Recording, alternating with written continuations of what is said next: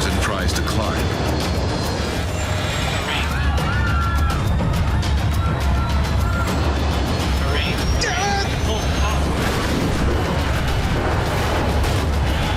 Captain Kevin Stables is preparing to pilot Emory Worldwide Flight 17. His first officer is George Land. They're hauling freight across the country aboard a 30-year-old DC-8 cargo plane. Hi there. Is that the load plan? Just before they're finished up and loading the last couple of containers, they would give us a list of all the freight containers and how much it weighed and what position on the airplane it was. There you go, boss. Then we'd take that information and we would calculate the weight and balance on the airplane and make sure that it was all correct. Airspeed's alive. Alive here. 80 knots. 80 knots. Elevator checks. Just another routine takeoff. V1. Rotate. But as the nose wheel leaves the ground, the DC-8 pitches upward much more steeply than it should. Watch the tail. They recognize that they have an issue during the course of the airplane actually starting to rotate as it lifts off the runway. V2. Positive rate. The sudden takeoff is quickly followed by an uncommanded left bank. I got it. You got it? Yeah. This is anything but routine. We're going back. What the hell? The center of gravity's way out of limits. They need to return to the airport as quickly as possible. Emory 17 emergency. Emory 17, say again? When a pilot declares an emergency, that really cues an air traffic controller to know that this isn't just an abnormal situation, this is a critical situation. The ground proximity warning begins to sound. We're sinking, we're going down, guys. All right, all right. Okay, we're going back up. The DC-8 starts climbing again. Roll out, roll out. But the pilots are still struggling for control. Emory 17 extreme. Balance problem. Emory 17, roger. The airplane started to go into these big perturbations, dive and then climb, dive and then climb. They push their control columns all the way forward in a desperate effort to level the plane. Power. More? Yeah. Captain Stables and his crew have managed to get their crippled plane to within sight of the runway. It was working very well. He made it almost all the way around to the backside of the airport. They knew if they could get back to the airport, there was going to be crash fire rescue that would have been able then to help them. They've now got less than a mile to go. They're still trying to look ahead to figure out what needs to be done next. But they know that sooner or later, they got to get on the ground.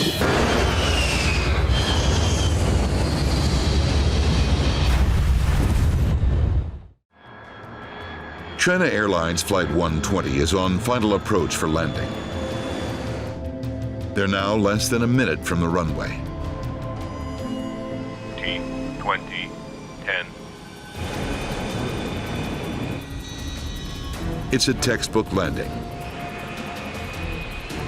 All that's left for the China Airlines pilots is to park the plane. Engine start levers. Engine start levers cut off. With the engines off, they can finally relax. Hey, what is this? What's happening? Just when they thought they were safely parked, Cockpit ground. Number 2 engine fire. a radio call alerts them to an urgent danger.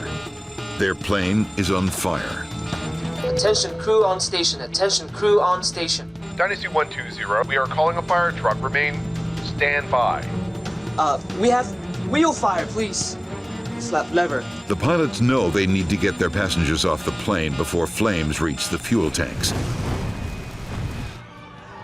but they can't open the cabin doors yet. Engine fire warning switches. Override. They must follow an evacuation checklist. Finally, the pilots are ready to open the doors.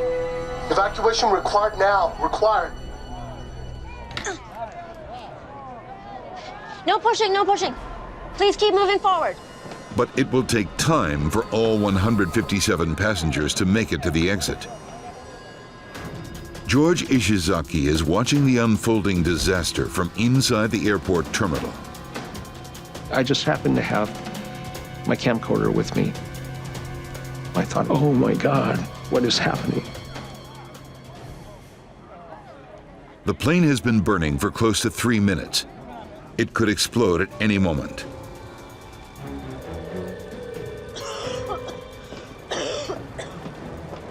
Captain, all passengers are evacuated. You're the last one. Typically, the captain will stay until everybody's off, and he will verify that the airplane is empty. The pilots have put their passenger safety first. But now, it may be too late for them. You're gonna have to climb up through the window. You first. Sir. All 737 cockpits are equipped with an emergency escape rope. It's designed to help pilots exit through the side window. But it's no easy maneuver.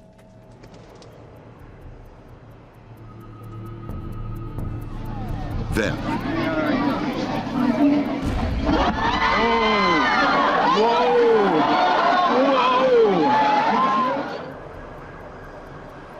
fire on an airplane can quickly become lethal. Incredibly, on Flight 120, all 165 people on board have escaped unharmed. I've never heard of any evacuation where somebody wasn't hurt. To get this many people off in such a dire circumstance in a very short period of time with no injuries is miraculous. We have a developing story, as you may have heard. There is a civilian Learjet. News of a rogue Learjet flying hundreds of miles off course has captivated the nation. The FAA began tracking an aircraft in distress. The president was made aware of this situation this morning in a meeting with his economic advisors. Ben's in here. Experts at the National Transportation Safety Board are notified of the escalating emergency. Give me a map. Okay. Once the air traffic control system realized that the aircraft had gone rogue, so to speak, the next step is to try to figure out why. It's either being hijacked or it's malfunctioned, the crew has been incapacitated somehow. Controllers scramble F-16 fighters to track down the wayward Learjet. Jim Tidball has come up with a rough calculation of where the plane will run out of fuel. My best guess is South Dakota, possibly North Dakota. I can't say more than that. Let's hope he's right. With any luck, they won't hit anything.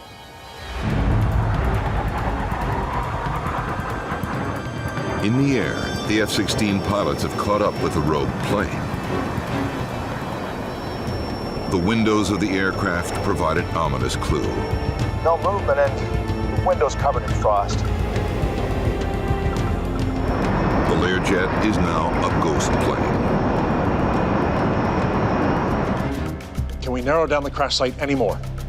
With no hope for the passengers and crew, the only focus now is on where the plane will come down. According to calculations, the jet is almost out of fuel. At 10 minutes past 12, it happens.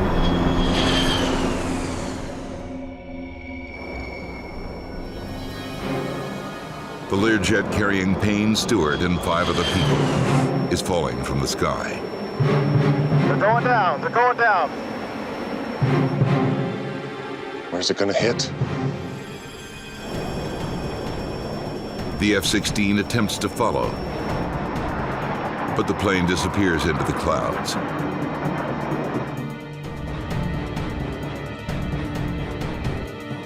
It drops below the radar.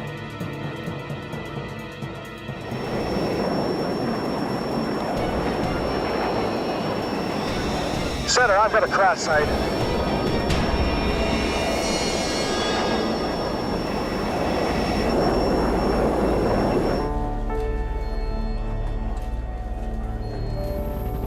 Payne Stewart's Learjet has slammed into a hayfield in South Dakota. There are no survivors. Amid growing confusion in the cockpit, the pilots of Flight 2120 still don't know that there's smoke in the cabin. All they're dealing with is just all the alarm bells going off to indicate that equipment is failing left, right, and center. But mechanic Jean-Paul Philippe realizes they're in serious trouble. An onboard fire has the potential to consume the entire aircraft in seconds.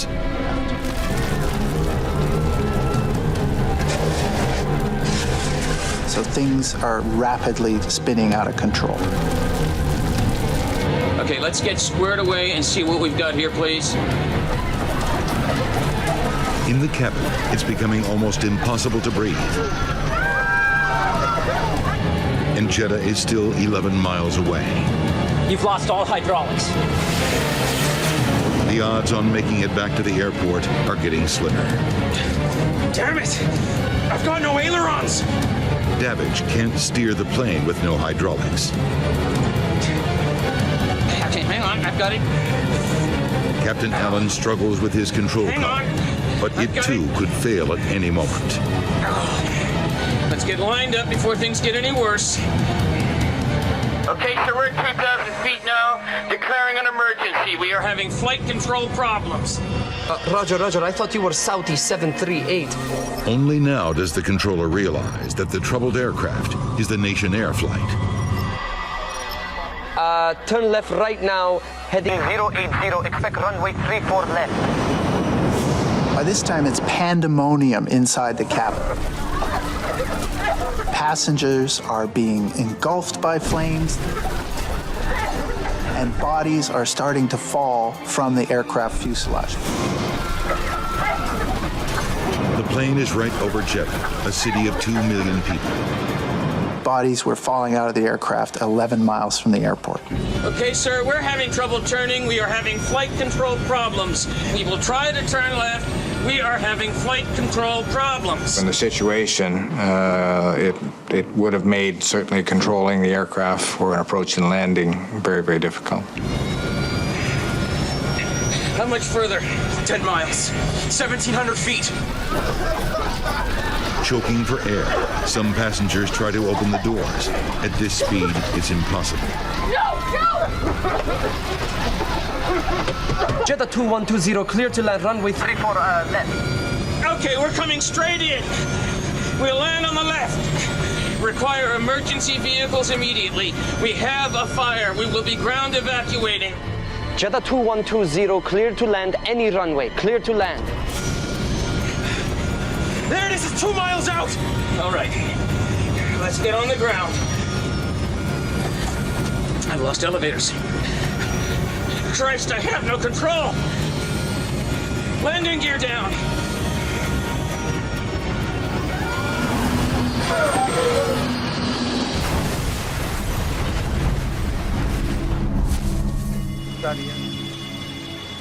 The fiery explosion and sudden impact with the ground has all but obliterated Flight 2120.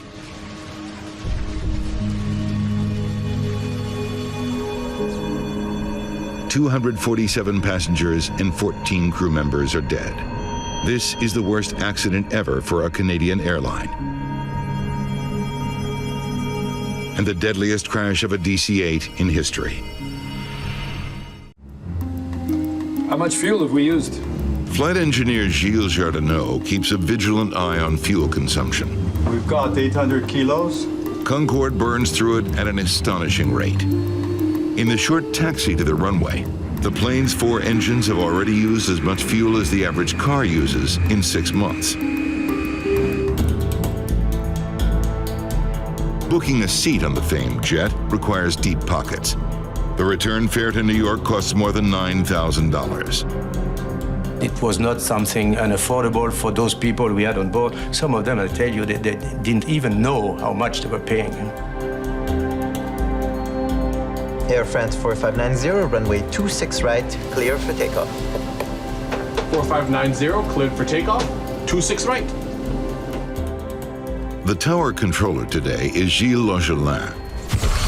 I was stationed in the southern control tower, which has a very good view over the two runways that we use. This day was the same as usual. I gave him the takeoff clearance.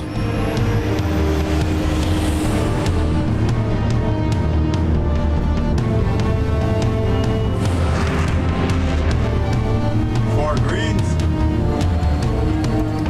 V1. The first officer tells the captain they've reached V1, or decision speed. They're now going too quickly to abort the takeoff. You cannot stop anymore. You have to go on. You have to continue takeoff, whatever happens.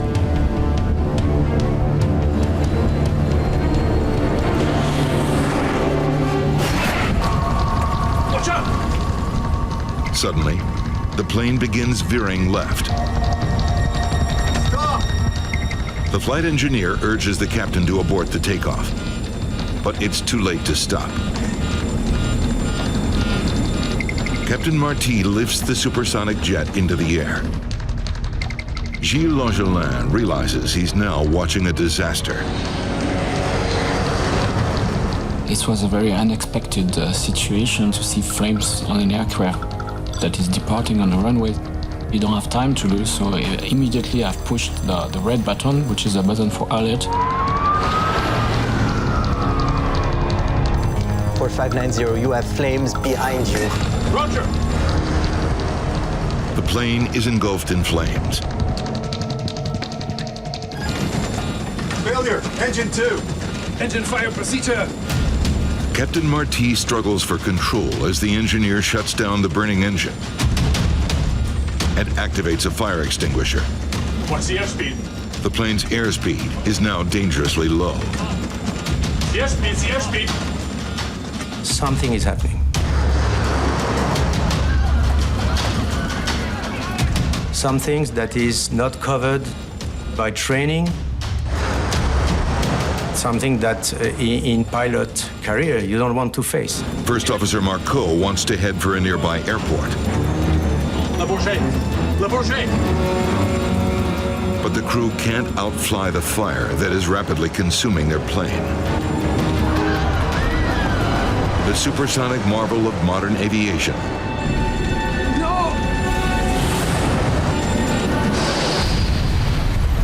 Slams into an airport hotel.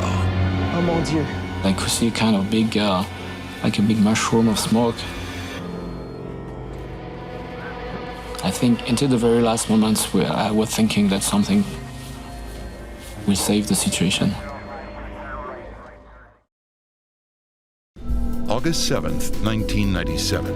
Fine Air Cargo Flight 101 prepares to take off from Miami to the Dominican Republic.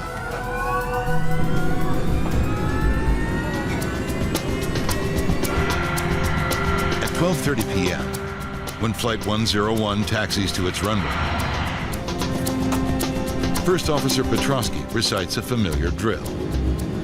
Okay, standard fine air procedure. If there's a problem prior to V1, which is 130 knots, the pilot in command will abort the airplane. Treat anything after V1 as an in-flight emergency. Sounds good.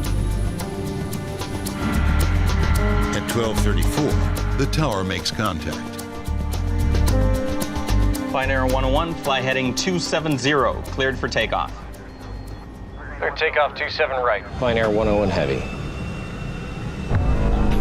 Okay, full spooled and stable. Max power. Okay, coming up on 60 knots. Power set. 80. V1. Rotate. The plane lifts off the runway. Okay, easy, easy. Easy, easy, easy.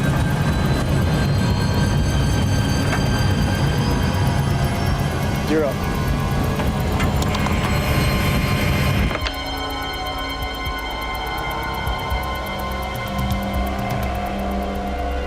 The air traffic controller is alarmed by what he now sees.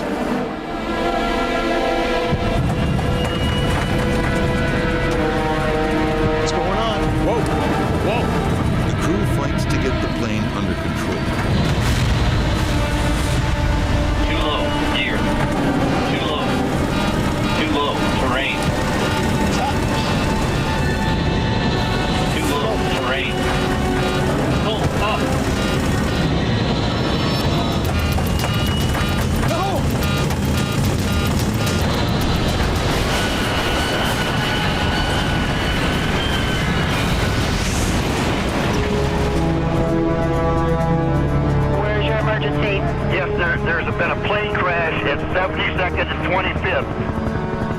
hits the unthinkable, a plane crash in the heart of Miami.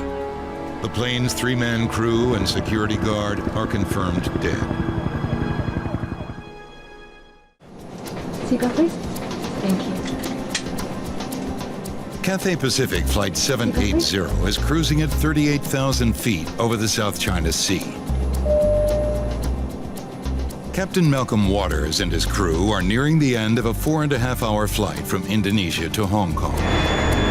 165 miles from Hong Kong Airport, the Airbus leaves cruising altitude and begins its descent.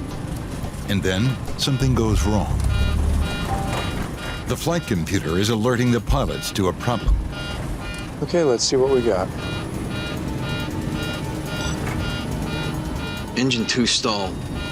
The plane's monitoring system indicates there's an issue with the right engine, engine number 2.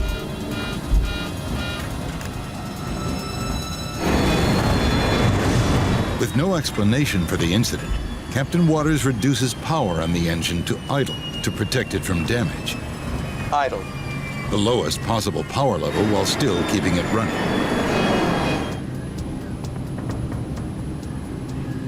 The pilots prepare to land the Airbus with only one engine.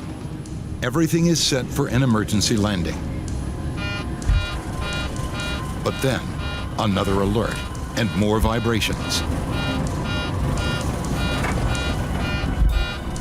Engine 1 stalled. Engine 1 stall confirmed. Things have gone from bad to worse. The monitoring system indicates they've just lost the other engine, the one they were counting on to get the plane to Hong Kong. The monitoring system tells the pilots to put the malfunctioning engine number 1 into idle. They are a minute from touchdown. Then, another alert. It's overspeed. It's an overspeed warning, a signal the aircraft is flying too fast. Captain Waters can't figure it out. They should be slowing down. He rechecks the controls. Then he sees it. Engine number 1, which he throttled back minutes earlier, is still running at 74% power. High thrust, too high to land safely. Too low, terrain. Too low, terrain. Their speed is over 100 miles per hour faster than normal.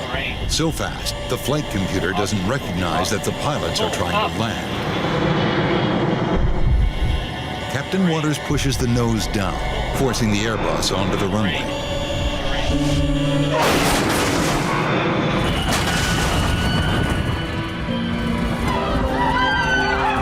The Airbus is getting close to the end of the runway.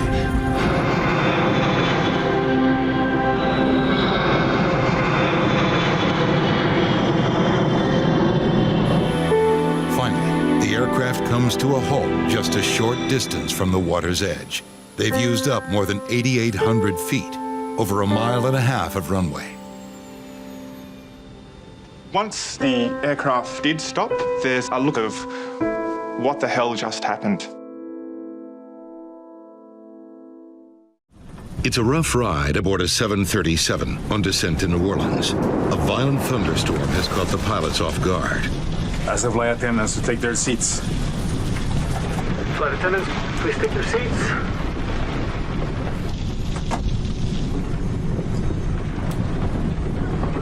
Suddenly, less than 17,000 feet from the ground, the flight becomes all the more terrifying. We've lost power on the engines.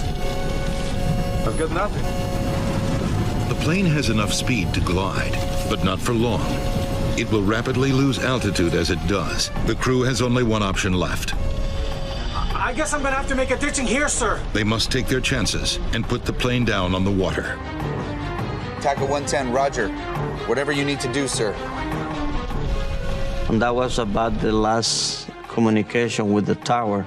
Then we were like 1,500 feet when that was going on. Dardano plans to put the plane down in the canal directly ahead of him. Okay. There. Put it down softly. The 737 can only stay in the air for another minute.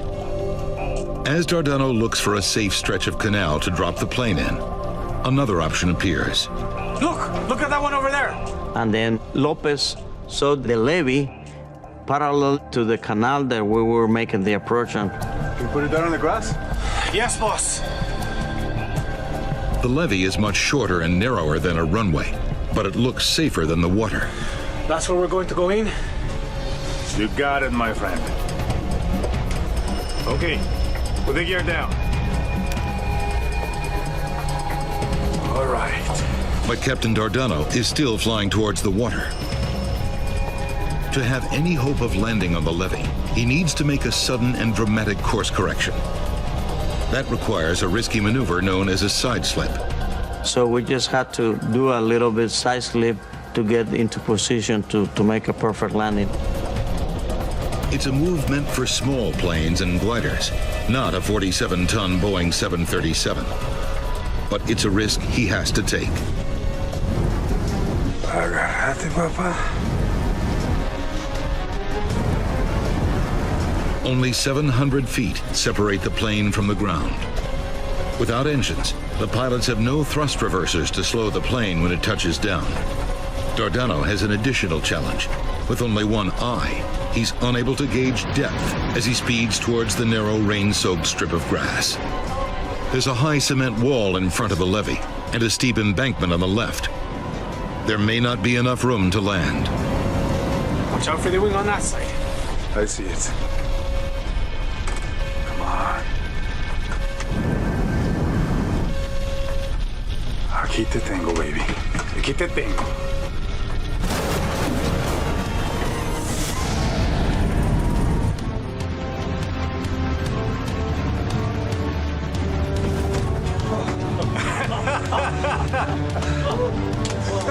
Very good. Very good. Very good, Charlie. El aterrizaje fue espectacular. El avión The landing was aterrizó spectacular. The plane landed so smoothly. There wasn't even a bit of turbulence. No hubo ninguna ni media turbulencia. A perfect aterrizaje landing. perfecto. January 2009. U.S. Airways Flight 1549 departs New York's LaGuardia Airport. There are 150 passengers on board, bound for Charlotte, North Carolina. The aircraft took off uneventfully, and very shortly after takeoff, they lost all engines as a result of birds. I caught something out of the corner of my eye, and slightly to our right, but still ahead of us, was a line of birds. And they were very, very close, too close for us to maneuver around. Whoa! After quickly assessing the situation, Captain Sully Sullenberger and First Officer Jeffrey Skiles realized that without engine power, they're not going to make it to any nearby airport. We're going to be in the Hudson.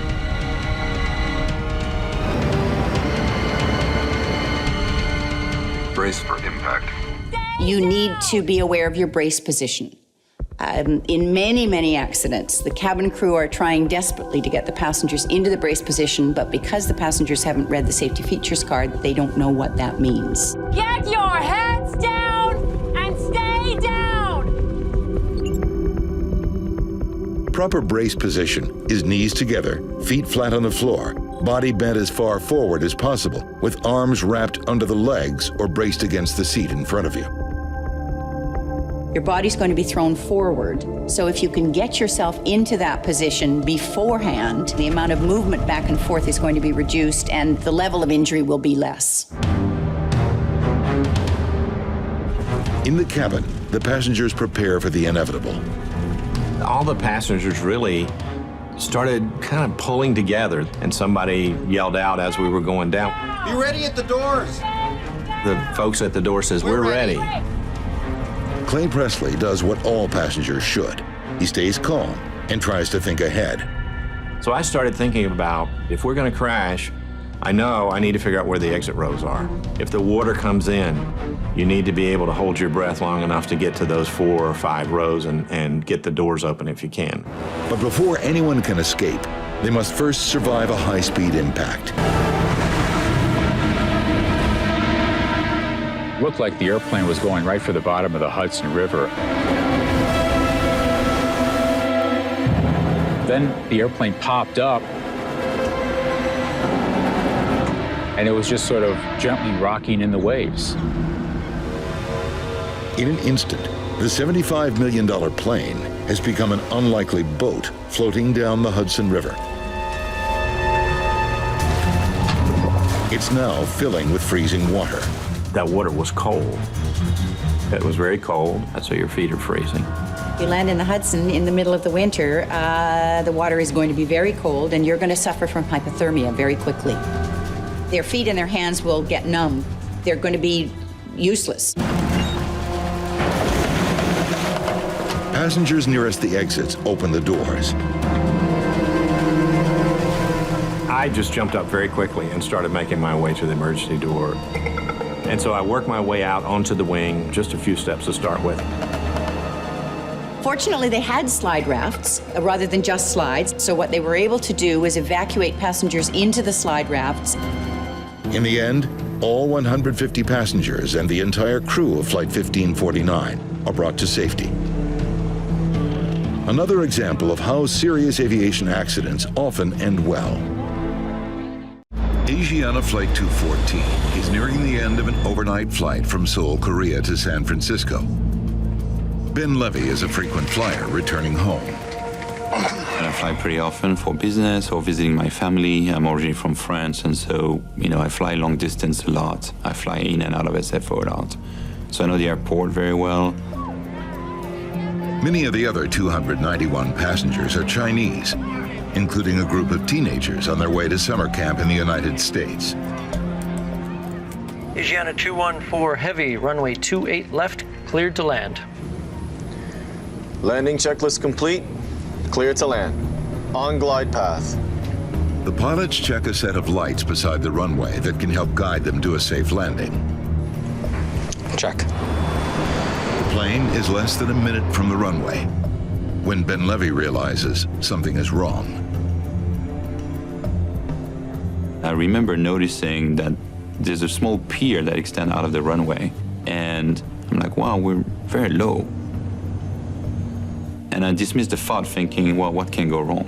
There's all the technology on board to make sure that those guys don't mess up. In the cockpit, speed! A crisis hits. I've got control. Oh, God, go around! The captain pulls up the nose and tries to climb.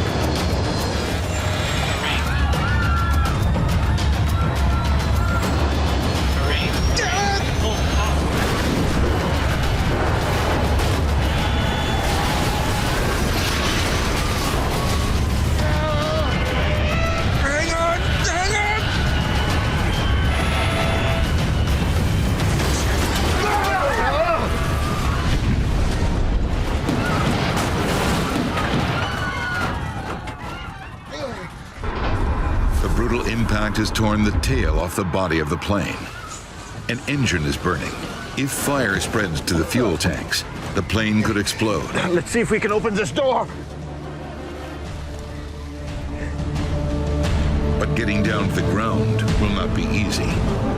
I'm expecting at that point to see a slide open, right? The whole like, hey, you open the door, the slide is gonna open, and there's no slide. Whoa. Okay. Help each other. Come on. Luckily, some crumpled pieces of the fuselage have formed a makeshift set of stairs. Ben Levy stays by the door to help the other passengers climb down. Come on. At San Francisco International Airport, runway 28L is a disaster zone. Fire crews battle to keep flames from consuming the fuselage of Asiana Flight 214.